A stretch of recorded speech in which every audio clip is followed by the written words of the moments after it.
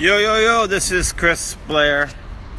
Today I want to talk about why comparing your Shopify store to Amazon is actually a big mistake.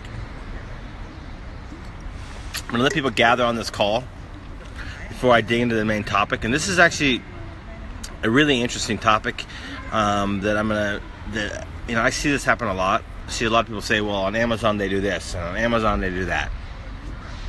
Happens all the time in the Facebook groups.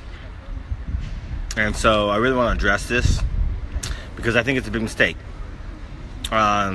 Before I do into that, I just want to remind everyone that we really are, I know this sounds a little bit like bullshit, and it's not been deliberate the case. It's just that when I set out in mid-March to make a massive ecom course, I wanted to make sure it's right and do it slowly, little by little, and make a evergreen course that can become the gold standard of ecom courses in the marketplace. That was my goal. And so when I've done that, it's taken a lot longer than I thought. Originally I thought it was going to be like 8 webinars and about 30 videos. We are now at 13 webinars with a 14th webinar coming up this week, tomorrow. And we're already at 42 videos with about new topics, new ideas, and things have come. So we got 4 or 5 or more videos. So literally, I've got more content to deliver. And so probably it's going to take me another week or so, 2 weeks to be done with the course. That's fine. It's been a 3.5 months of project, and that's cool. And I'm happy with that because this is something that's going to be awesome. But anyway, the point is this. It will eventually be launched, and when it launches, it's going to be $2,500. I shit you not, that's not going to be the price. In fact, the people who are already in the course have told me that I should go for $3,000 or $4,000 or $5,000 on this course because the value's there. But you can still get in for less than half. I'm not going to say what the price is because I want to talk to any potential beta member, make sure you're the right person to be the beta member, because I don't want to let anyone in, just anyone from the beta group. But anyway, you should get in at less than half the $2,000 price before I complete it. Once I complete this course, then I will be raising the price. Well, of course, I'll get a sales page going. So once I complete it and get the sales page up, then I'll be raising the price.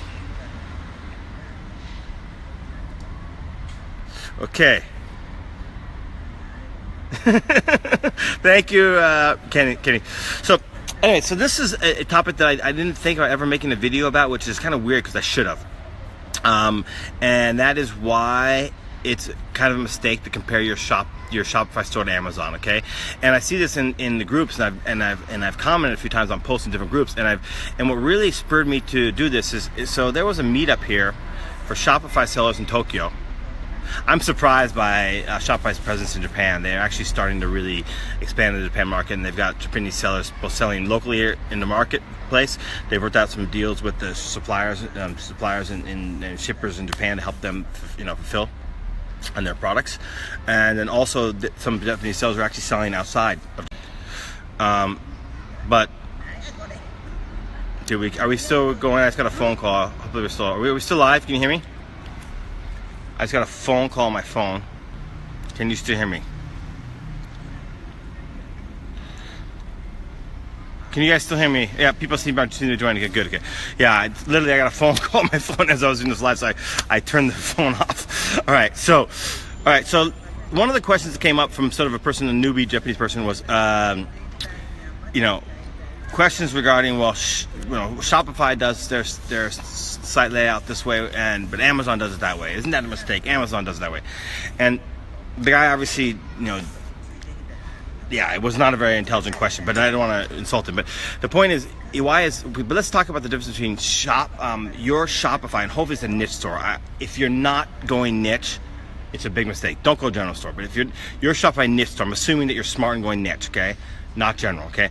What's the difference between a Shopify niche store and Amazon? Well, clearly that difference should be huge right in and of itself. Your is a store focused on one specific niche, trying to build a community of people who are in that niche, build followers through social media, right? And so that is a massively different situation than a big marketplace, okay? Number two is you're driving, okay, yeah, I know a lot of people who are starting to list on Amazon and do things on Amazon. That's fine, that's great, and that's a different situation. But the majority of Shopify sellers right now are running paid traffic whether it be on Facebook, Google, or wherever else, paid traffic, right? So you're using what's called interruption marketing, okay?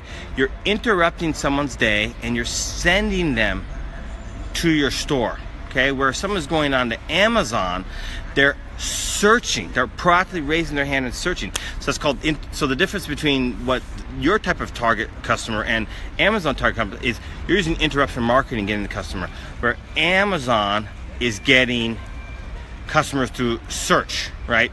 Who are active, proactive. So the customer type that you're going after is completely different in and of itself right there. So that's, yeah, that's a big difference. Candy display at the supermarket, yeah. So Kenny Stevens is actually helped contribute to this. So yes, exactly. So when someone's also searching on Amazon, right, they're seeing all sorts of different products that are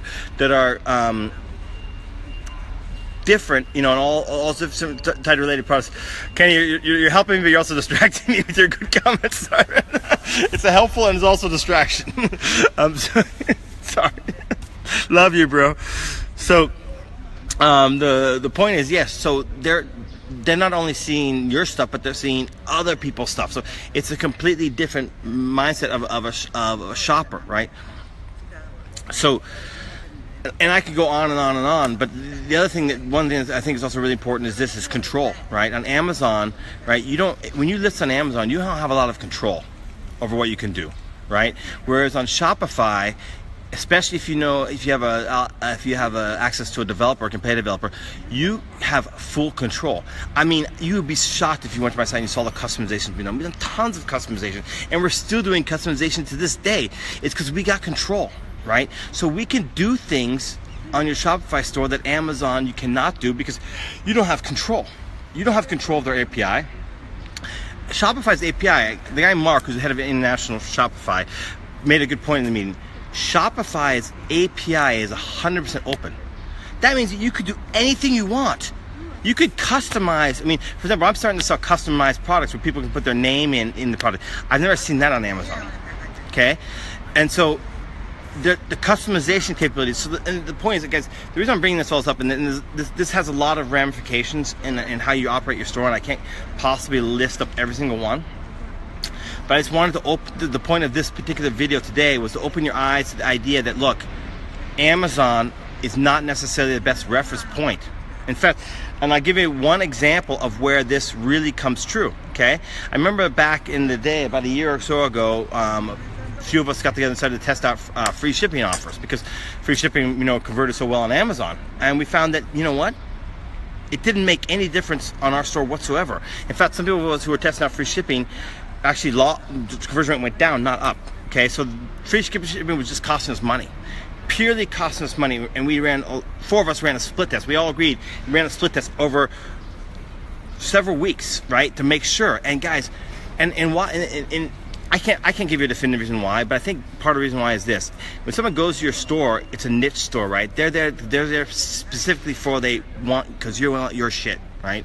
Because they saw the ad. They saw the post on Facebook, they saw the post on Google or whatever, and they're specifically there to buy it, so they don't care about the shipping. It doesn't affect at all. Not all this is going to cost you money. But on Amazon, it's a little bit different story. They're there shopping around, they're browsing, shopping, and they may or may not be passionate about buying that product. They may be like, okay, I'm interested, maybe, but when they see free shipping, it makes a big difference.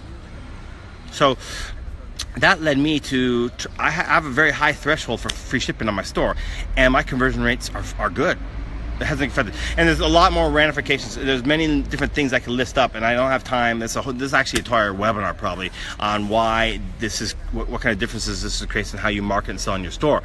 But anyway, the whole point of this particular video is to open your eyes that you guys have more control. You can do so much more different things on Shopify than you can on Amazon. So using Amazon as your main reference points is actually a mistake. You can look at Amazon and get some ideas, but don't use them as your reference. In fact, I think a much better reference point is what I would try to do is I would go out and try to find a list of 3 to 5 top competitors who are running niche stores as well. And you need to know them better than you know your family or your girlfriend. You need to know their website in and out. You need to be on their fan pages, looking at every post, looking at comments that they're making. Study your fellow niche competitors. That is how you learn how to be a niche marketer, okay? So anyway, I hope you got value out of that video. I know this is a big broad topic and I couldn't cover every detail, but I wanted to just open your eyes to this idea. That was the point of today's video. So private message me if you're interested in my course, and I'll see you in the next webinar. In fact, you know what? Sorry, so I'll see you if you're interested in my course.